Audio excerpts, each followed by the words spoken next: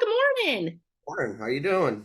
Good, good. All right. So today are we doing the Grimes sisters and more? Mm-hmm. All right. You wanna tell them about Back in December of '56, two girls, Patricia and Barbara Grimes, left their home and went to the Brighton Theater on Archer Avenue to, I guess, see an Elvis Presley double, right? them? Um, the problem is, I don't think they told their mom they were going. They snuck out. So um, they went and saw it. They were seen by some friends there too, so they were there at the theater. And then after both shows, I guess they got on a bus eastbound on Archer Avenue, and after that, they kind of disappeared. Nobody saw them again. Um, Although that's not exactly true, because later on there were sightings of them, and I think it was like, if I remember correctly, in January, was it 27th? Their bodies were found in Willow Springs, Illinois. Um, and the investigation into this is pretty crazy. It's we have our suspicions about who did it, but nobody ever actually went to jail for it. So Yeah, um, still an open case. the only open case was it 57 or 58 years later in 2016. So Oh, good Lord. I don't know. It's a been long a time. long time. You guys are going to hear a lot of places in here that are really familiar to you if you hung around on the south side of Chicago. All right. So our friends that are not from Illinois or the Chicagoland area, you'll be hearing about many places. Yep. Angelo's restaurant, been there. It's gone now, there's a lot of places in here. Um, there was even a sighting of them up at Great Lakes Naval Training Center, which makes no sense. That's all the way up in the north side of Chicago. You know, there's Yeah. a lot of different stories about these murders. I think we were talking in the pregame that I looked it up in 3 or 4 different places, and it's completely different in each story, even down to some of the minutia, like actual times and actual places, like misplaced, like we were talking about Lagrange Road and 95th Street or something like that, Right. uh, or was it Lagrange Road and Archer Avenue or something? And Oh, they say a mile from LaGrange Road and 95th Street, and that's not the area. But I guess if people are writing books and, like you said, when you're looking up this information back in the day, there's just so many conflicting reports of areas, locations, times, places. So I guess we'll just talk about how they are because, like, in my research and finding and knowing the story and have been there, um there's a lot of conflicting information. yeah, and the weird thing is, like, so where a lot of people make mistakes also is the year, because they went missing in '56, but they were found in '57. If you don't look at December being the date that they disappeared, I mean, a lot of people don't get it. Yes, and Yes. that's also with the birthday because Yeah. Patricia was 13, but her birthday happened during the event. So people will say she was 12. Well, her birthday happened. So she was 13. Not that it matters. I mean, it does, but For research it's purposes. okay. Yeah, we just look and see what we find, and people can put together what they want, and maybe people have different information and they can go what they want to go with or whatever they've researched. I just know from living here and going to that area numerous times and knowing the story growing up and always hearing about it because it's been so many years. Um, for me, it was hard researching because I knew so much of the story. I had been to the house and stuff, but remembering the names and certain dates and times was hard. So I had to go back and do that. But it's pretty crazy. Now, when you guys watch this video, leave some comments about what you guys think about all of this, because it's kind of gets off the hook after a little while, you know. Yeah, especially my part. I was reading my part to someone and they were like, "Oh my goodness, like it's pretty crazy." So I had to write my stuff down and I had to do like a murder board connecting everything because it's so crazy. It was the only way I could figure it out to get the information out there correctly without having 50 pages of paper to turn. So I personally did like a murder board. So I'll be reading from that. But Mhm. it's like I always say, there's so many, how many coincidence before it's not coincidence? That's what I have in my information that I'm going to give. That's So, awesome. yeah. You know, the strangeness behind the story is the police automatically jumped to the conclusion that the girls had ran away because they were seen at a bar drinking with some guy, and one of the girls got really drunk, and I guess they left with the guy. But I remember when I was 13 and 11, I didn't go hang out in bars in the middle of the night. You know what I mean? So did Yeah. they run away? Go ahead.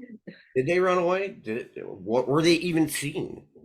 Um, do you remember the guy? There was a mental patient that had sent ransom letters, uh, and I forget what his name is. I got it written down here. Um,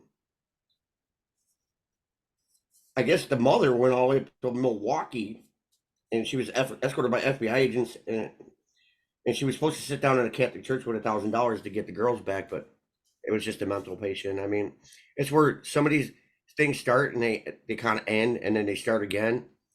Um, uh, Supposedly, one of the classmates of Patricia got a phone call at her house from one of the girls, like days later. So it does kind of all fall into this. Did they run away? Are they just out partying? You know what I mean? And in the end, they were found on accident, I guess. A guy who works as a steam fitter um, said he saw what looked like mannequins laying at 81st and Wolf Road, somewhere right around there. But I think that's incorrect. I think it was German Church Road You're correct. German Church Road. near Willow Springs. I take it back. It was Leonard Prescott was driving and saw the bodies, and it appeared that they were clothing store mannequins that were thrown out off to the side of the road. And unsure what he said. He brought his wife to the spot. Then they went to the local police station, which I'm assuming was Willow Springs Police and our Cook County Sheriff's, one of the two. I think they got a station out there, but and they were not mannequins. They were the girls, Mhm. and they were frozen, pretty solid. Which is in my as an investigator and somebody who likes to think about the status of any kind of like evidence being frozen. It's kind of like a time capsule for that stuff. So you would have thought with all this being an advantage to the police that they would automatically say, "Oh, we kind of know who this might be." No, that's not how it worked. Mhm. Um, at least in theory, in this, what I read in this one, now I got 36 more pages of different stories. So it's like I'm trying to, I guess, condense it down Mhm. and then let you fill in some of the detailed parts of it because um, I guess they've been there for 7 days. That's what the coroner said. 7 days they were there. Nobody saw them. And how could you be driving down that road over and over again? And eventually, after 7 days, like if I go the same way to work every day and I Mhm. see something strange, I'm going to stop and check it out. Hey, what is that? Exactly. They laid there for 7 days. People drove by and didn't say a word. So I don't know. Now It's Go ahead. this is where it gets a little bit weird. Mm. It preserved the bodies. The cold did. It was that cold out. The investigators began to draw connections between the murders of the Grimes sisters and killings of three boys who had been found under similar circumstances in October of '55. One of the most shocking and terrifying events in history of Chicago took place that month when the bodies of three boys were discovered virtually crime-free community on the northwest side of the city, with what was called the Schulzer Peterson murders. Um, and is it possible that these murders were connected? Well, I'll let you know because I did all the info on that. I got a bunch of information on that I'll read after you're done, but it's I have my theories, but that doesn't mean nothing. Would have been nice if they had put down the theater that these boys, they got permission by their parents to go see a movie, a matinee performance, which is during the daytime, not at night. Yeah, they went to the movie in Jefferson Park. Jefferson Park. All right. Yeah, Jefferson Park. And then they were found in Robinson Woods Forest Preserve on the northwest side of Chicago. They moved around a bit. They went to Monte Cristo Bowling on West Montrose Yeah. after that, and then there was an in the alley was a neighborhood eating place, and the proprietor recalled the police that a 50-ish looking man was showing an abnormal interest in several younger boys who were bowling. I mean, there's a lot of bad "don't do this now" stuff. They went out and then hitched a ride. Yeah, that's kind of how mine goes, the story. And like I said, there's so many things back then, people saying they saw the Grimes sisters, like anybody at that time. It was just a different time. And it's from my research, I found that everybody hitchhiked. Everybody hitchhiked, and everybody thought back in that time that this was America. It was safe. It was nice. It was a great place to have your kids, and kids got to walk around. Like the Grimes girls, they left at 7:30 p.m. Mhm. And then Schussler Peterson meter, they left around 7. So kids went out by themselves at a young age. Granted, they were young teenagers, tweens, as we'd call them now, but they went out by themselves because parents thought it was safe. It was fine to do that. It was okay to do that. And everybody hitchhiked.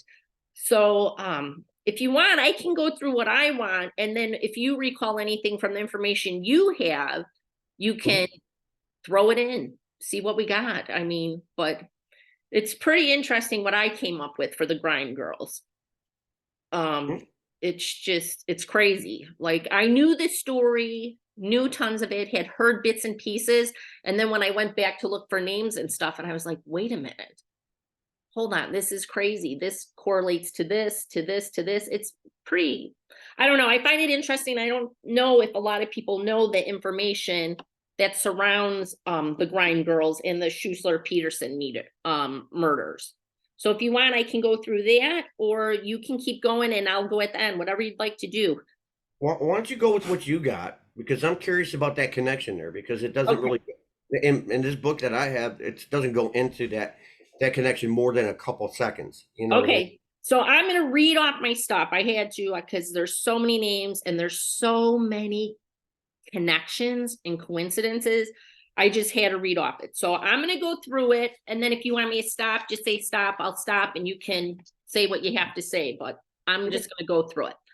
Okay, so the Grimes girls, Barbara and Patricia, 15 and 13 years old, went missing on December 28th, 1956, but they were found January 22nd, 1957. So we have them. They went missing from Brighton Park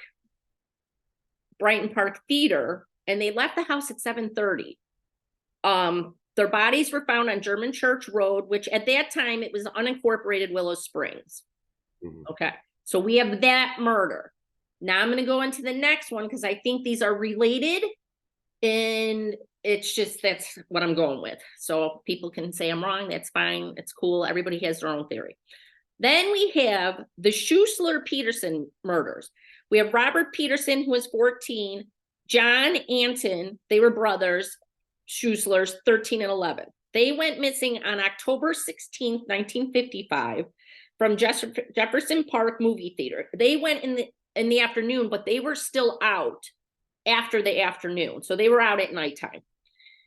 And they were found October 18th, 1955, in a ditch in Robinson Woods Forest Preserve, northwest side of Chicago.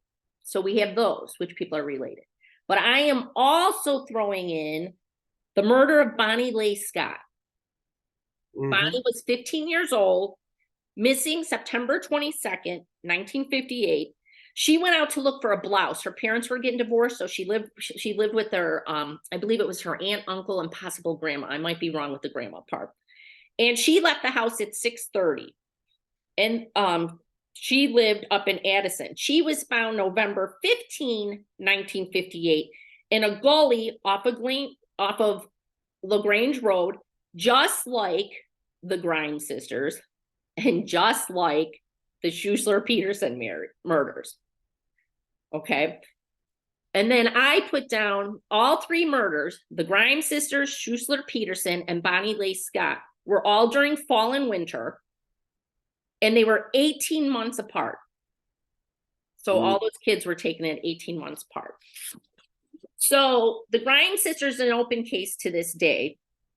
But for the murders of the Schuessler Peterson murders, we have Kenneth Hansen, who was 22 years old.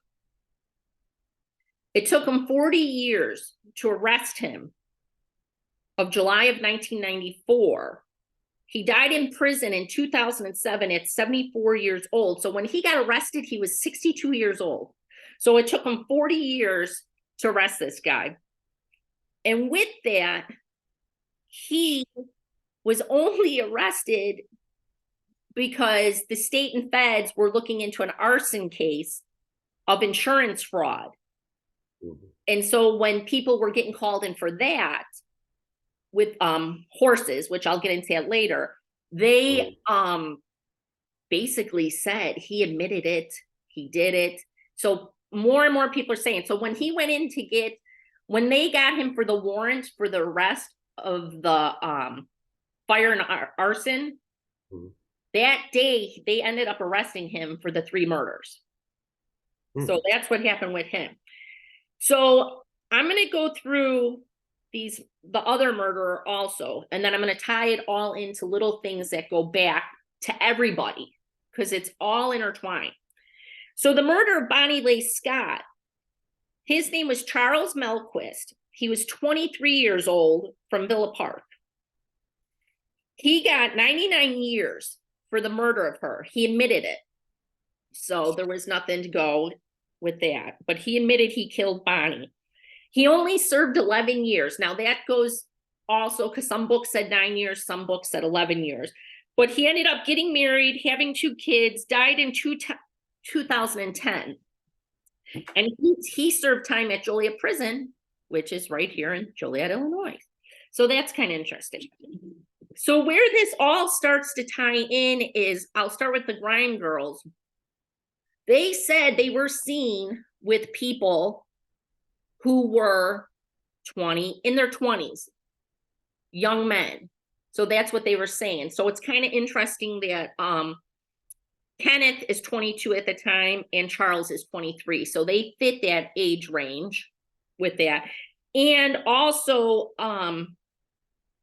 Charles Melquist, one of the girls said when she saw the Grimes girls talking to a man in, I believe it was a Mercury car, and he kind of looked like Elvis, like had the hairdo, but that was at that time too also. But Charles Melquist at that time, he kind of looked like Elvis, not like with the black hair, but he had the same hair, dressed that way, but so did many men in that time. So that was kind of interesting. But this is where I'm going to go through back to the Grimes girls. So their mom, after they were found, because they were found in the ditch, thought they were mannequins, same thing you said. And there was conflicting reports that, what was I going to say? They supposedly weren't bruised. One of the sheriffs, I can't remember his name, swore that there was bruising on the face. And I believe it was Barbara, they found semen in her. And they took that sample, which has now been lost.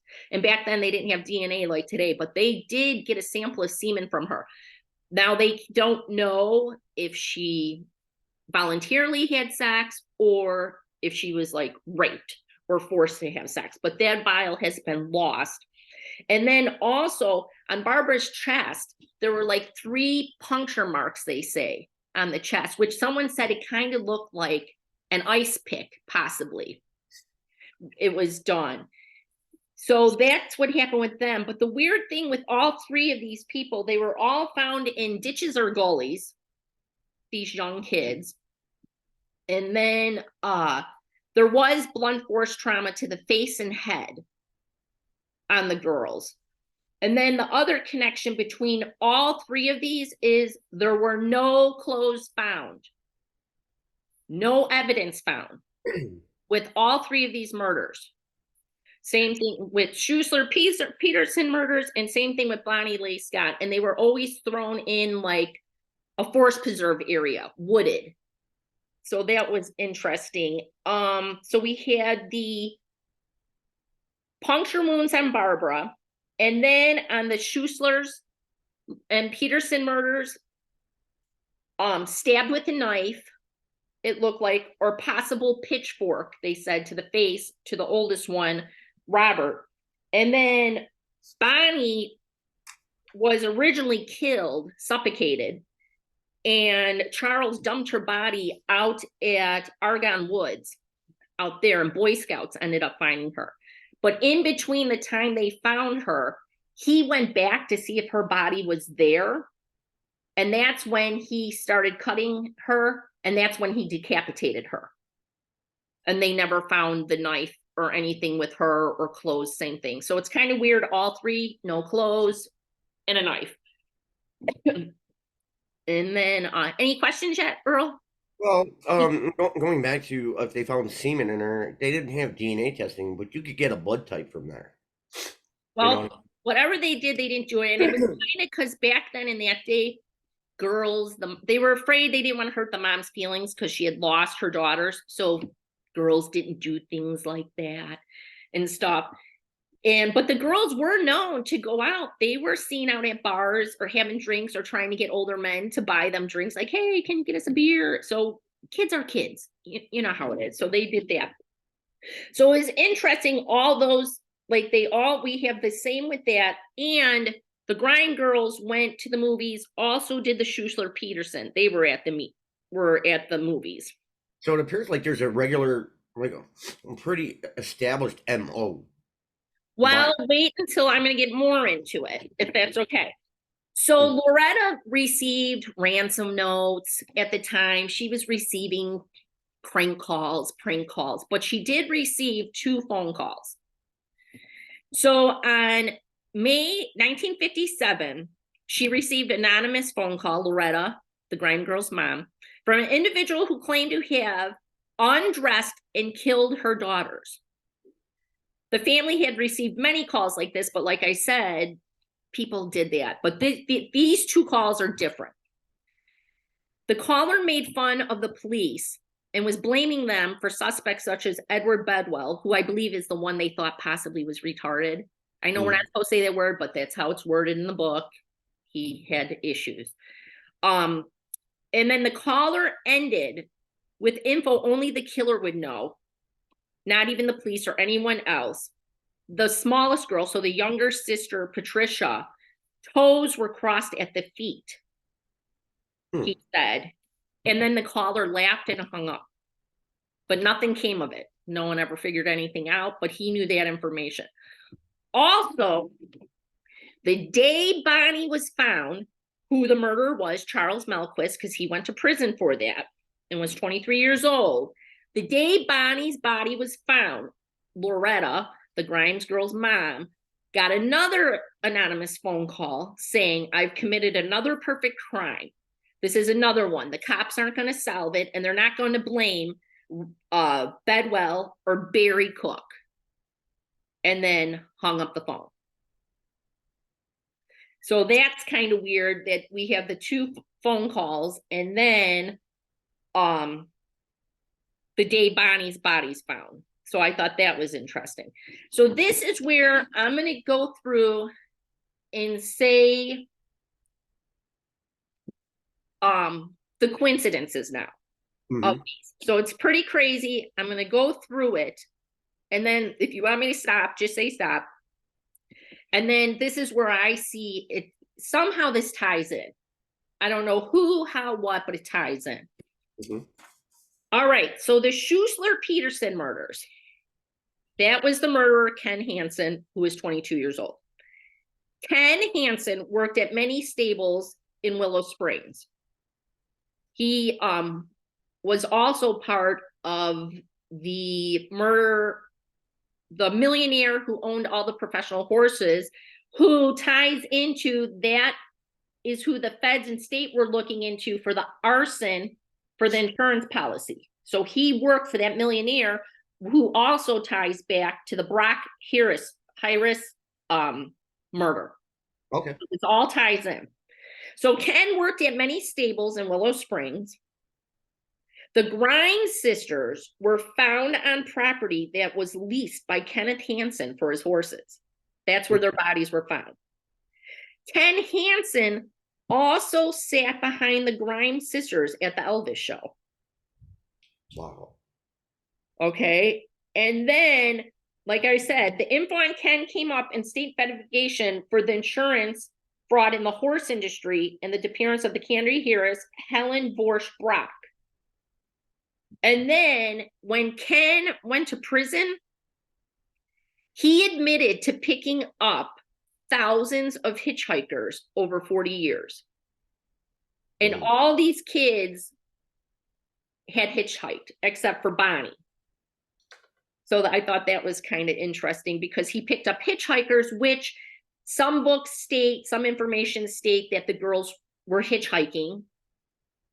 And same thing with the Schuessler Peterson murders, because they know they went to the bowling alley, but they also know how they were getting around was that they hitchhiked. So kind of interesting that Ken admitted to picking up thousands of hitchhikers in both these, the Grimes and the Schuessler Peterson murders, they were hitchhiking. Mhm. So kind of interesting. Also, now we get into Charles Melquist, the murderer of Bonnie Lay Scott, who was 23 years old. Charles called Bonnie's mom, the girl he murdered, and when he called her, he was like, "Oh yeah, Bonnie called me and was upset because she was having misgivings with a man, a boy, whatever, and she called me because I was like a big brother to her." So kind of interesting that Charles called Bonnie's mom when she was missing. And then Charles had, which this is weird too, Charles had the Grime girls' neighbors' phone numbers. Yeah, that's even weirder. Right. It all is so weird. And then Charles frequents Santa Fe Speedway, or they say in some books Santa Fe Park Speedway, but Santa Fe Speedway. He went there a lot. And then Bonnie was found a few miles away from where the Grime girls were found. Mm. So the bodies are in close location to where they were dumped. So that was kind of interesting once again. And the weird thing is also for Charles, the murderer, he went into the police station. He was going to help them, give them info. And then they basically was like, okay, something's going on with this guy. And so he went in, and it turned out, which I also think is weird, Charles admitted to suffocating Bonnie. He was up at her house in the car, and they were wrestling, fighting, and he ended up suffocating her. But the weird thing is, other girls have come forward to the police, so it's not just like hearsay, it could be, but they told the police that Charles had tried suffocating and choking them when he was around, and he had a seedy history, like with girls, like he was stalking girls back then, being inappropriate with girls. So he had issues with girls. And then the murderer, Ken Hansen of the Schuessler Peterson murders, I don't know, like how you want to say it, he had homosexual tendencies. Like he would do homosexual stuff, but back then, they didn't want him saying that he was just picking up boys for being a homosexual and stuff. So that was a big part of his stuff. But the weird thing is he only served 9 to 11 years, depending on what you've read. And they say that possibly ties into he worked for that millionaire, which supposedly there was mob involvement. So maybe that's why he had gotten out so early, having connections, having ties. So that was kind of weird. So I don't know. And then also in the murders of the Schussler Peterson kids, they said possible pitchfork marks were on, like they knew from the kid, which would make sense because they were murdered in the barn, which turned out to be the barn they burned because they said evidence because of the killing in there. So they burned the barn and then they tried getting the insurance. And then that's when all this fell into line. But I was thinking, which no one said, I was just thinking this. Barbara had 3 puncture mark wounds on her chest. Could those have been possible pitchfork marks? I don't know, maybe not, but I just thought it was kind of interesting. And Well, I want to bring up. Do you remember who was those 2 academic rich kids in Chicago that killed somebody just to see it happen? Remember? yeah, they went to, I believe, Julia prison too. I can't remember their name, but nobody would have expected those 2 to be working together to the same goal. You know what I mean? right. And someone brought that up. And one of the things I was reading, possible, but it was weird. Like everything just kind of goes to a dead end. Like it's really weird. And it got weird because people were like, oh, the mom lost her kids. So let's not say they were bad girls, which they weren't. They were just kids. But like, oh, like everybody's a virgin, everybody's pure and innocent. And the girls were girls. They had fun. Same thing with the boys. Everybody was just out having a good time, not knowing what was going to happen. But that was brought up in one of the books. But I just stuck to these 3 because there were so many coincidences of stuff. You know what just makes it seem like that Hanson and Melquist knew each other. That's what I thought. And the weird thing is, I have not found anything saying that they knew each other. But I was thinking, okay. And then because these only happened in the fall and winter months, 18 months, that's all it was. I was thinking, okay, you got the horse stables, and then this guy likes to go to the racetrack. And way back in the day, you're talking the 50s, there wasn't like subdivision after subdivision, house after house. So like people would dump stuff and maybe not be seen. But I just thought it was weird that I don't they had to know it. Like, I don't know. I get the feeling they knew each other or something. Or I thought possibly that who was the first one? I'm trying to think. Kenneth Hansen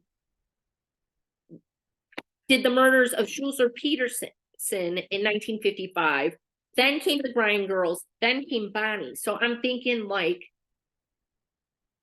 did Kenneth kill the Grind Girls and then Charles, because he did it the last one to Bonnie in 1958, was he a copycatter? But it's weird because Charles called Bonnie's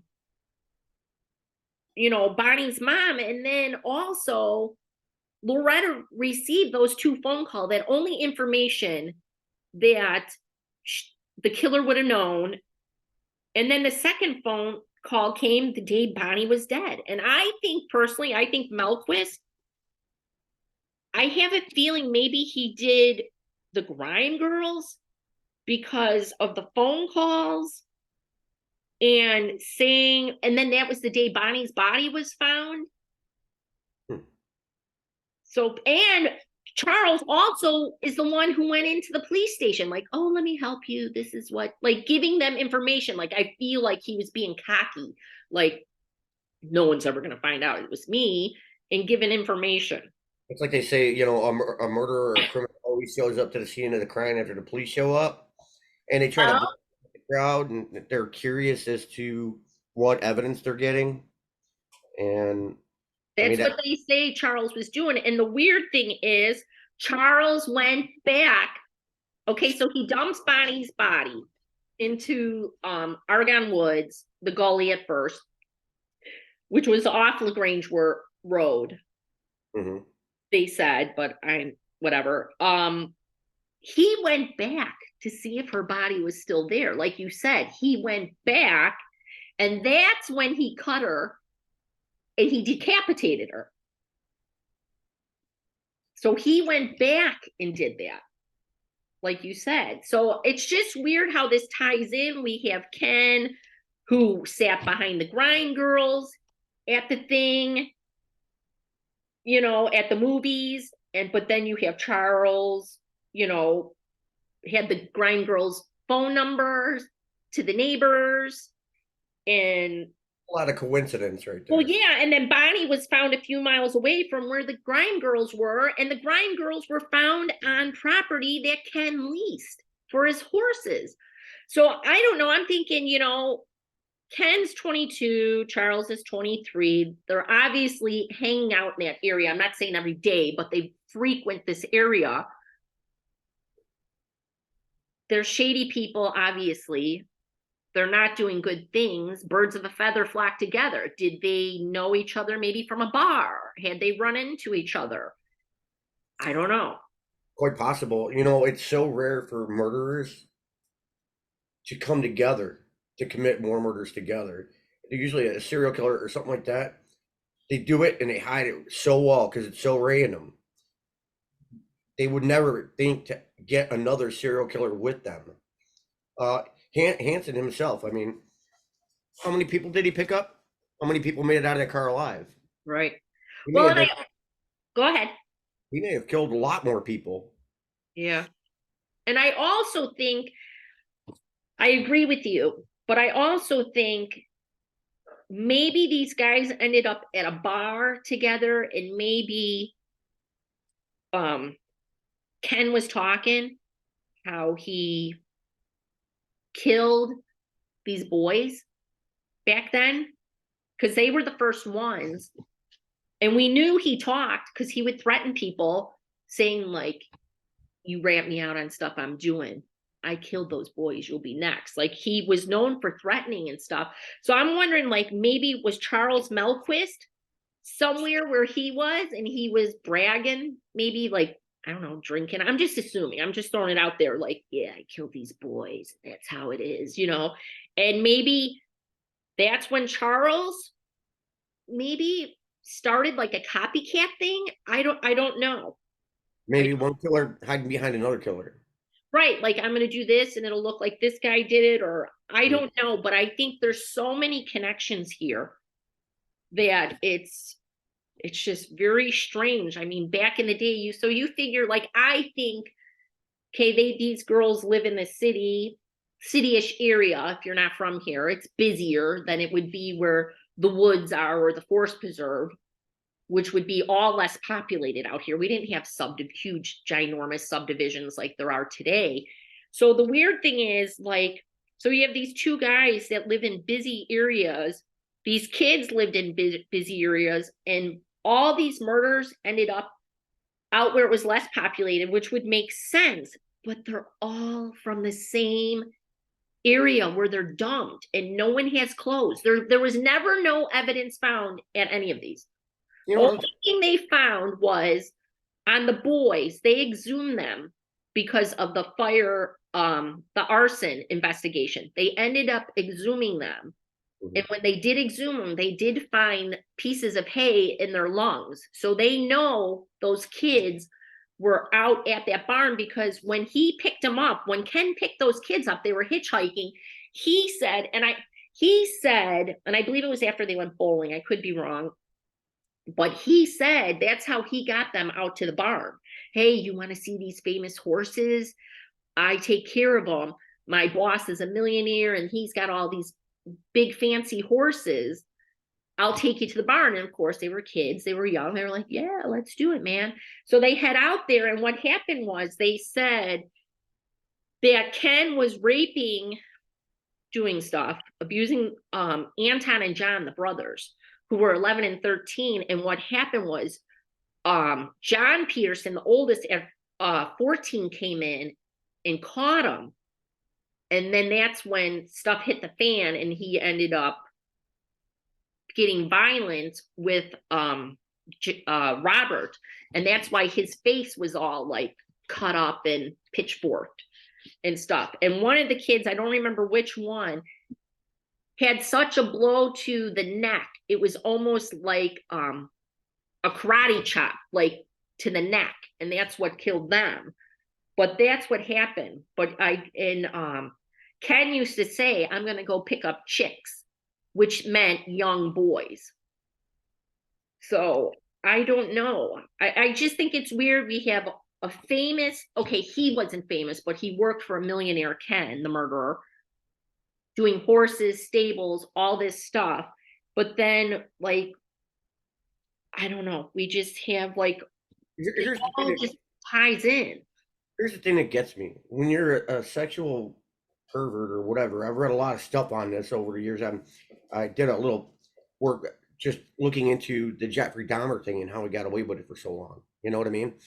And that's always like with the H.H. Holmes video we did. It always amazes me how these guys get away with it for so long and the cops are looking right at them the whole time. You know? Well, and that's what I think. And then another weird thing is, for the Grime Girls, they said there was a car, a Mercury car, and they had seen them talking to a gentleman who looked like Elvis. Also, the age fits. They were saying like probably 20 to 25. Ken's 22. Charles is 23. And like I said, Charles looked, well, most men back then did look kind of like Elvis. They had Elvis haircut and dressed like that. But he, I mean, from the pictures I saw, he's like a good looking guy. But another part that's weird is the Grime Girls. This is just a section of an anonymous letter that was sent to the Chicago Sun-Times, the vice columnist Ann Landers, of January 1957. It said, outside the show, we all got to talking. We exchanged phone numbers. When we went to the street where we were, they turned off. We said goodbye to the girls. We ran back to the corner. A man about 22, 25 was talking to them. He pushed Barbara in the back seat of the car and Patricia in the front seat. We got part of the license plate number as the car drove by us. The first four numbers were 2184. Betty thinks there were 3 or 4 numbers after that. When we heard they were missing, we didn't know what to do. But that went to a dead end too. So, and a lot of people were talking about a Mercury car. Like, I don't know. I feel like a lot of dead ends, like stuff. Can I bring up another? Like, I want to get back to what I was talking about with the sexual preferences of people who kill or rape. Usually stay the same, and that points to 2 different killers in this case because one guy likes boys, one guy likes girls. You understand what I'm saying? Right. But there's so much crisscrossing in here. I guarantee you these 2 were sort of probably working together. I'm not saying knew each other something. I don't know. Now I don't remember his name, but he's a police detective for Chicago. He's still working on stuff. He's got a Facebook page. I'll look for it. He believes it was Charles Melquist that killed the Grime Girls, which goes with what you're saying because he killed Bonnie, who would be a girl, and he also, the Grime sisters obviously were girls. So, and to this day, he believes that's who it was. I would tend to agree with that. But it still makes me wonder, did Charles and Ken know each other? Even maybe not like buds, but maybe in a roundabout way. because Ken was all tied into everything with the horses and stuff. I don't know if there's just I don't know. It's just kind of crazy. But it's weird how we have 3 murders No, that it's only no. three. It could be way more than that. I mean, you got to remember out in that part, them forest preserves out there, even to this day, there ain't a lot of people living out there along that No. Archer 83 stretch and 40 Grange Road, which is 45 actually. And pardon me, I'm just now getting over a cold. So It's okay. yeah, but it's really interesting that you have that situation where it's possible that there was a connection between these two, and the police never actually looked at it back then. I mean, you're supposed to look at Or all of the suspects, not just one or two. yeah, or like we know Ken, they dealt with like the mob. That guy was a millionaire. He was doing stuff for all the millionaire families, people. I mean, he did stuff all over. He was like the renowned horse trainer. So, like, did he have connections? Like, not saying like, I don't know, like the police being told maybe like, hey, you need to look somewhere else or not look. Like, I don't know, but it's just very weird. And then the other thing is, okay, so where the Grime girls were dumped off on German Church Road, which was unincorporated Willow Springs at that time. Down on that road many times myself. Yep, and I've been out there. So there was a house that used to be out there. It burnt down after the girls were found, not too long after that. And then when I went out there, it was just the foundation, which was weird because you could go into the basement. So when I went into the basement, um, there was still all kinds of stuff in there. Now it was not a basement like you're thinking like, oh, a basement, it's nice. No, it was like cinder block, weeds. It was junk. But inside that basement, there I remember there being a big stainless steel table. There was like lawnmowers, like just still filled with stuff, junk, but stuff. So you Mhm. figure started going out there in the 80s and this had happened in the 50s. So it wasn't like new stuff. It was just junk stuff, like stuff that was too big for kids to yank out of there because it was the woods. That's like what was there. But in some of the stuff I read was the house burnt down after the girls' murders. And then the family obviously left quick after the murders because all that stuff was left.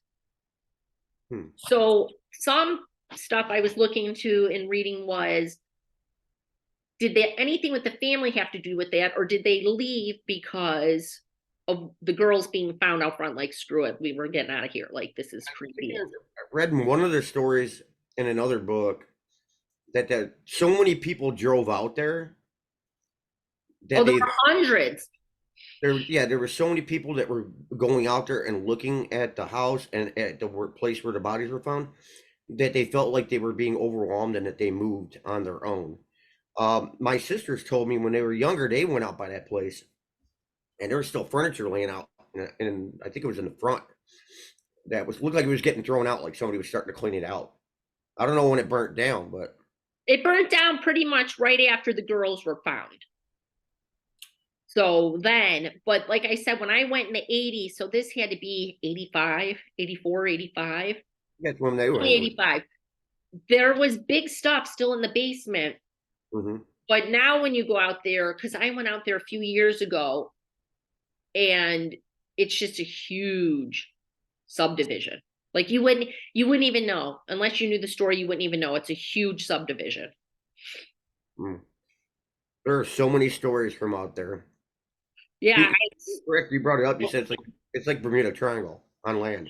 yeah. So it's kind of weird. And if people are interested, they can go on Facebook, put in the Grime Sisters, pages will pop up of people still doing stuff. The detective's on there. I apologize, I don't remember his name, but this Huh? story, there's people are still working on it. And as of last I read, the Grime Sisters had a little brother at the time who was 7, I think. He's still alive.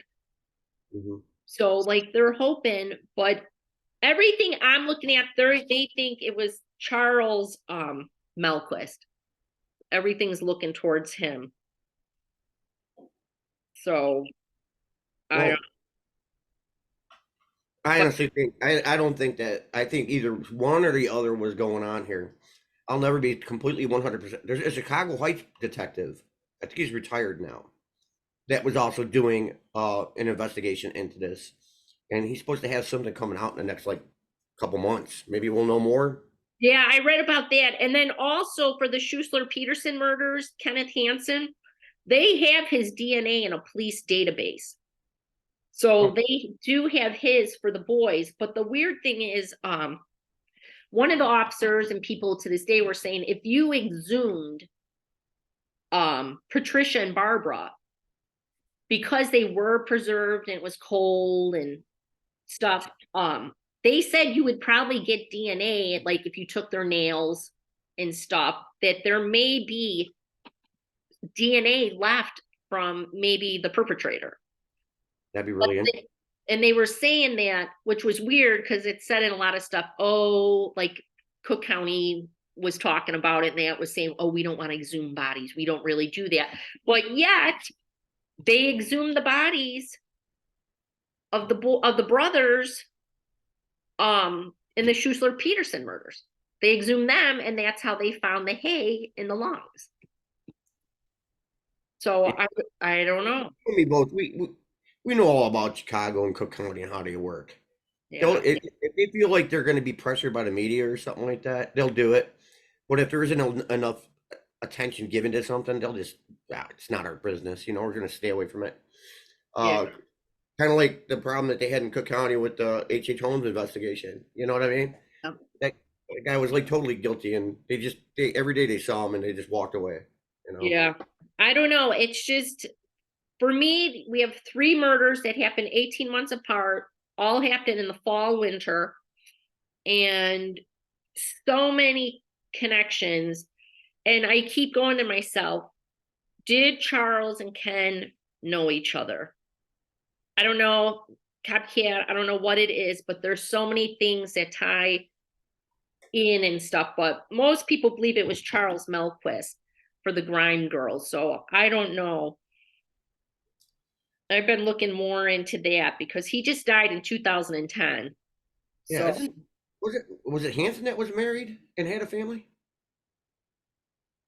no, it was well, he might have, but he probably because he was 62 when they arrested him.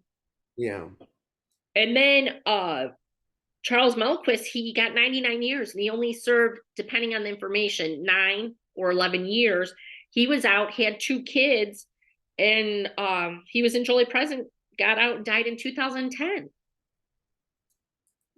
they do walk among us, people. Exactly. So I don't know. That's what I got for today for the Grime Girls, because a lot of people know the Grime Girls story, but when you tie in all this other stuff, it's just very strange how there's so much in common with all three. Essentially, once again, I just get so amazed that all this information is out there for people to look at. But if if you try to read it in one place or another place, the story's a little bit different. I like how you put it all together, so it all made sense. Well, And I told you I had to do a murder thing because there was so much conflicting information with stuff. And then there were so many coincidences and like it was just crazy. And like Ken Hansen, the murderer of the Schuessler Peterson murders, he sat behind the Grime Girls at the Elvis show. They know that. mhm. But then Charles had the Grime Girls' neighbors' phone numbers, the other murderer, which doesn't mean anything. You could say, well, yeah, they're the neighbors, whatever. But it's just so much. Yeah, it just appears to me that these two knew each other, and there's so far the connection between them isn't really shown or apparent, but and they were both probably guilty of something here, and you know, murder. I Maybe know something's going on, but it's interesting for the least. Like, I don't know. what would be even more interesting if by some chance there wasn't just two of them, maybe there was three, four, or five people doing this. and they were all working together. And these two people just happened to get snagged up. Yeah. I mean, it's not something I've heard of before, ever. You know, And the where only reason Schussler Peterson, Kenneth Hansen murderer, the only reason he got caught is, well, one, he liked to talk, but no one said anything for 40 years. So many people knew of the story he told. And yeah, people could say, oh, okay, yeah, it's bullshit. But okay, so that happened because there's so much to the story. So when everybody got pulled in for this investigation from the state and feds, that's when people started talking because, of course, they don't want to go down. So that's when they started saying, like, he murdered some boys there. The night those boys were murdered, the police, I can't remember if the police were, I don't know if the police were called. I don't remember if that's true or not. But people in the area, like neighbors, heard screaming. And I don't know if that came out after the murders were known and the boys were missing, or I can't remember if they called the police because there's so much stuff to it, but people heard screaming. I did read that part, you know. So, like, you just have all this stuff. And I don't know if back then it was just like, oh, all right, hey. But that's, and then his, Ken's brother or brother-in-law helped him with the boys, threw him into a car. And when they dumped him off, and they think those were marks on the bodies also because they look like floor mats marks, indents on there. And then that's when they burnt the barn and everything. So I don't know. But I think there's a lot of stuff that goes together. Obviously, Ken was shady. Oh yeah. We know that from everything else that happened with him. And then Charles obviously had something going on with women. Like he was stalking them, not talking nice to them. He obviously killed Bonnie. He admitted to choking her and suffocating her. And then there were other girls that came forward and said, like, when they were with him, he tried choking them and stuff. So he obviously had some kind of violent tendencies towards women. Mm-hmm. So I don't know. And then I think, did they suffocate, like, did Charles suffocate Barbara and Patricia? And maybe that's why there wasn't strangle marks, but maybe because I believe he said he suffocated Bonnie with a pillow. So maybe he suffocated Barbara and Patricia with a pillow.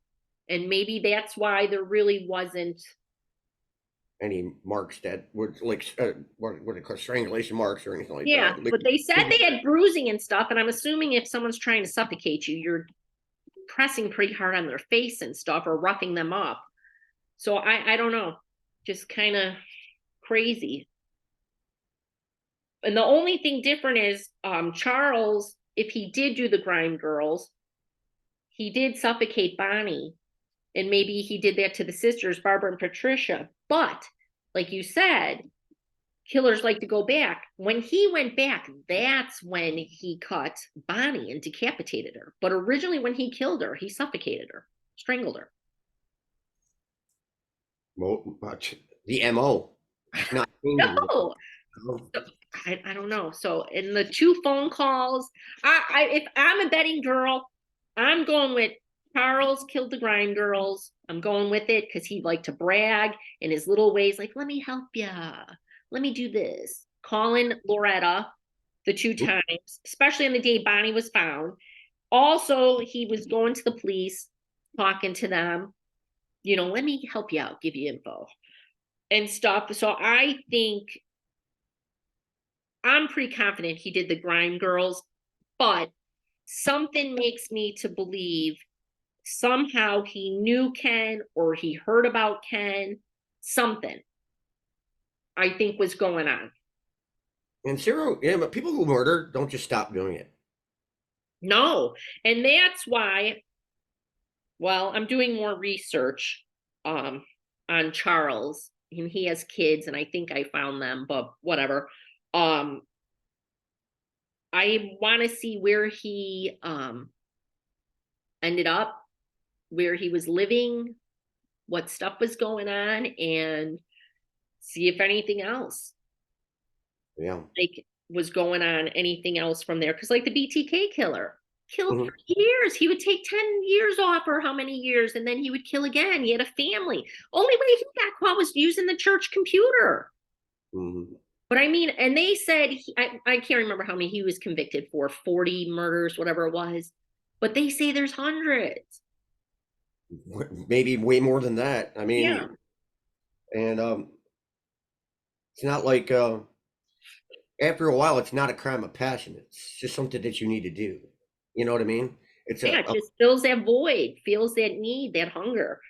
So I don't know, but I just wanted to do these three with the Grimes sisters. And it's just a lot ties in. I agree with everything that you've said so far. But I got I brought up the two good points here though. That usually a person who goes after women won't go after boys, Yeah. and this suffocation and the pitchfork thing, that all kind of wraps up into an MO2.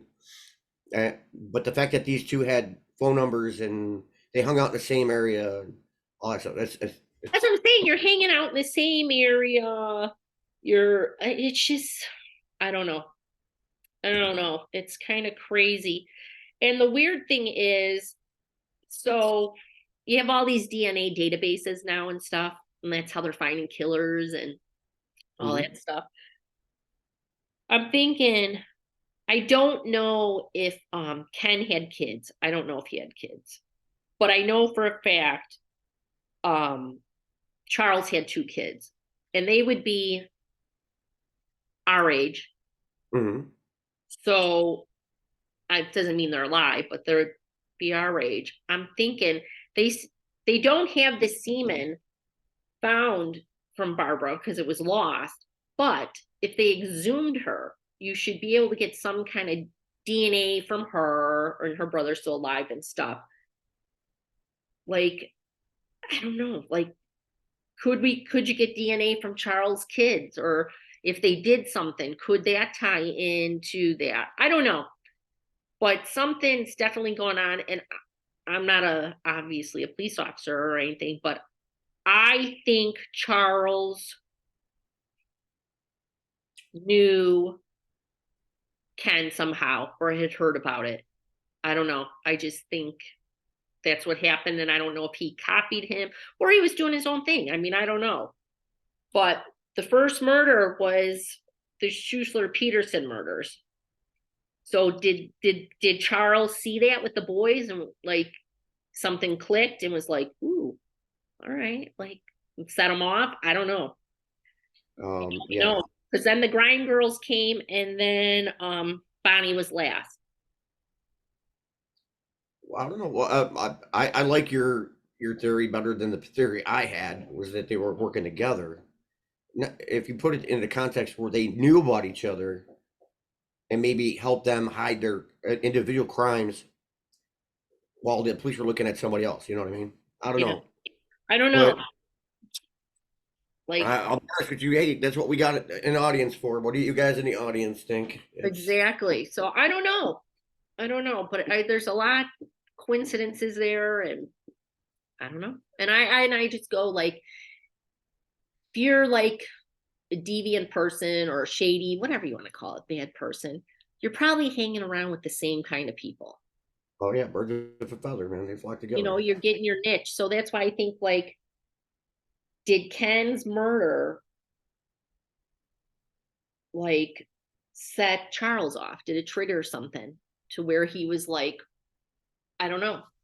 Well, this guy. Or do we know maybe Charles had done murders earlier and we don't know? Like, we just don't know.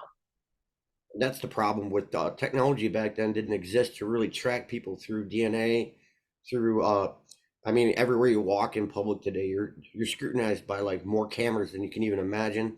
So it's hard Exactly. to move around in outside of your house without being watched by Mhm. every. And your cell phone leaves a trail behind you everywhere you go. Um, they didn't have that kind of technology back then. You got to give it to some of the cops back then. They did solve some really hard cases. Oh, Without, totally. I totally agree with what they had, but it always makes me go back to, which I always think this is like, no one back then ever wanted to look bad. Like our town's not bad, our kids aren't bad, this, that, which we know kids do bad things or messed up funny shit, whatever. But that, which always brings me back to the movie the Changeling with what's her name? Um, The actress. All right, whatever, I can't think of her name. But that guy was killing kids based on true story, picking them up in the car, doing the thing. And then the police never wanted like to look like we're not solving anything. They gave her a kid that wasn't even her kid. And they said, "This is your son." And she's like, "This is not my son." And they're like, "This is your son." And she's like, "No."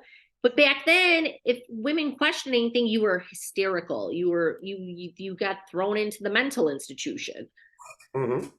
and then it was, "Oh, the police solved it. This is great. This is that." So I don't know. I don't know if this is part of that because, like I said, they didn't want to hurt the mom's feeling with the girls that they were, out hanging out at a bar. I'm not saying they were like alcoholics; they were just doing kid shit. Mhm. But back then, they didn't want the girls to look bad or stuff like that. So I don't know. Maybe that's why they didn't exhume the girls either. You know what I mean? They thought, how inappropriate would that be? We're going to dig up these two girls who were, or who were killed, and but boys, oh yeah, no problem, dig them up. Could have Yeah, been just that was the standard back then. You yeah. know. Well, and I always have an issue with, and then this is a totally different topic, but and I know everybody's different, but I was saying to Nick that when you see people like, and I'm just going to make this up. So, like, say you find out this guy raped 10 women or murdered them, and then you have a lady that is the only one that saw him and the only one that knew certain information. It always makes me crazy when they won't testify.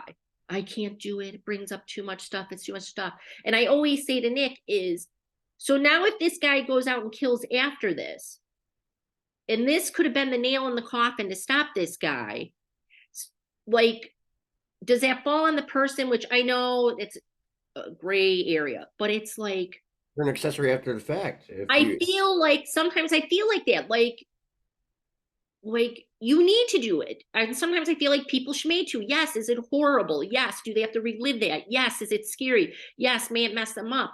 But you may end up protecting people down the line or putting the nail in the coffin for the person that has done this bad stuff.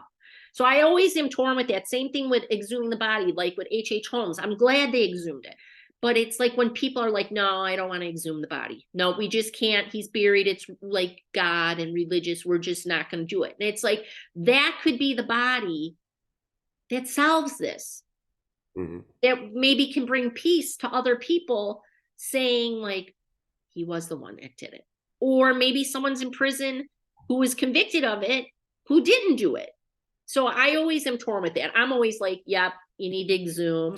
Yes, you need to testify. I'm like that, but I know people are not, everybody's the same. Mhm. But I don't know. Personally, if it was me, I would exhume the girls. We have so much better technology now. Who knows what you'll find? They may not find anything, but then at least we would know they didn't find anything. True. So, It was process of elimination. You know. I mean, that's what I think. But who am I? I'm a nobody. So Well, anyway, you're go ahead. somebody. You're always somebody to somebody. You know. I'll take it then. What was I gonna say? So, what do you think? This was pretty good. I liked it. I liked it too. Man, I think I chose a really hard thing to really look into too, because of the fact that a lot of the evidence ended up going missing. There was no known connection between them, even though you drew the connection to them, even just from reading the stories. Um, yeah, I honestly thought this was a pretty good episode, and I'll try harder to find something easier. Oh no, it's totally good. I love it. Here's the other thing that makes me nuts. I know evidence gets lost. I know it does. I know it happens. Humans, we make mistakes. But what makes me crazy is the Grime girls, the only evidence they had was the semen they found in Barbara. That was the only evidence they had, like physical, like evidence. And it's lost. It's not like you had a box of 500 items. You had one thing of this case, which was huge in Chicago, huge. Well, look who Hanson worked for. You know, if it was his DNA, they could probably make that disappear. You know. No. And the crazy thing, his is in the database. So it just makes me nuts. Like you had one vial. That's it. The only evidence. And it's gone. Which, you know, it happens. People make mistakes. Stuff happens. We're human. But anyway. No, that's the story of the researcher's life. You start looking down these rabbit holes, you're like, well, why? Well, okay, you know. Exactly. Brought to you by superpowered ADD drugs or something of America. So, Exactly. Well, Earl, it was great doing this with you again. oh, no problem. We should do more, a lot more. Exactly. Until next time, right? Until next time. All right. See you next time.